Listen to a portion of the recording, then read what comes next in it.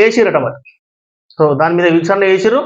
అయితే ఇక ఆ వ్యక్తులు ఏ విధంగానంటే ఆ స్లిప్పులు రావాలి, మాకు మేము ఓటేసింది ఎవరికి ఓటేసినామని చెప్పేసి స్లిప్పులు రావాలని చెప్పేసి ఇక వాళ్ళు కోర్టులో ఈ పిటిషన్ వేసిరు.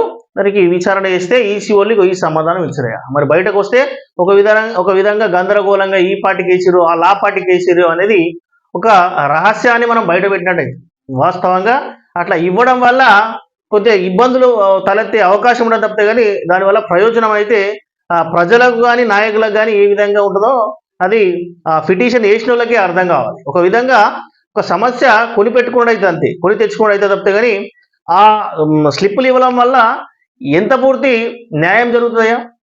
అయితే స్లిప్పులు ఇవ్వడం వల్ల తెలుసుకునే ప్రయత్నం ఏం చేస్తాం, మనం చేసే పని ఏంది?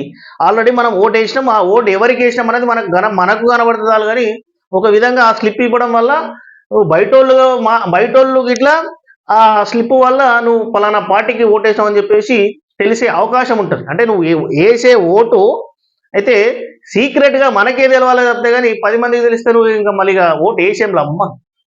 సో అట్లా ఇవ్వడం వల్ల కొద్దిగా రిస్కే అవుతుంది. తర్వాత అట్లా ఇవ్వడం కుదరదని చెప్పేసి ఇట్లా ఈసీ సుప్రీంకోర్టుకు ఆల్రెడీ చెప్పేసిందయ్యా.